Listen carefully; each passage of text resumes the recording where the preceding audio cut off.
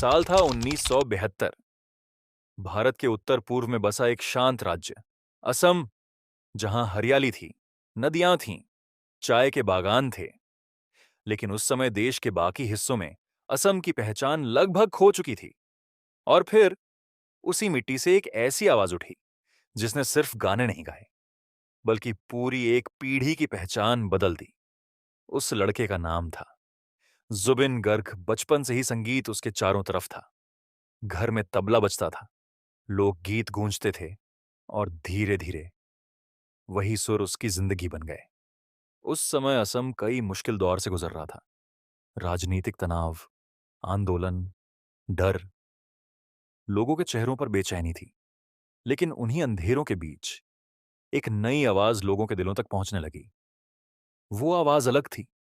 उसमें दर्द भी था, गुस्सा भी, और अपनी मिट्टी के लिए एक अजीब सा प्यार भी। 90 के दशक में कैसेट प्लेयरों में एक नाम बार बार सुनाई देने लगा, जुबीन गर्ग। उसके गानों में सिर्फ संगीत नहीं था, असम की गलियां थीं, बरसात की खुशबू थी, टूटते सपने थे, और उन लोगों की कहानियां थीं जिन्हें कभी कोई सुनता ही नहीं था। धीरे धीरे असम के युवाओं ने उसे अपना चेहरा मान लिया। कॉलेजों में, बसों में, चाय की दुकानों में, हाँ, हर जगह सिर्फ एक ही आवाज गूंजती थी। और फिर आया वो दौर रेला डरीरे, जब जुबीन गर्ग सिर्फ एक सिंगर नहीं रहा, वो एक आंदोलन बन गया। उसकी स्टेज पर एंट्री किसी फिल्मी हीरो से कम नहीं होती थी। हजारों लोग चीखते थे, लाइटें चमकती थीं, और जैसे ही उसकी आवाज गूंजती, पूरा माहौल बदल जाता। लेकिन कहानी यहां खत्म नहीं होती। जितनी तेजी से शोहरत बढ़ी, उतनी ही तेजी से विवाद भी शुरू हुए। कभी उसके बयानों ने खबरें बनाई, कभी उसके गानों ने लोगों को बांट दिया। कुछ लोग उसे असम का असली हीरो मानते थे, तो कुछ लोग उसे बेहद विवादित चेहरा कहते थे। लेकिन एक चीज कभी नहीं बदली, उसका अपने राज्य के लिए प्यार।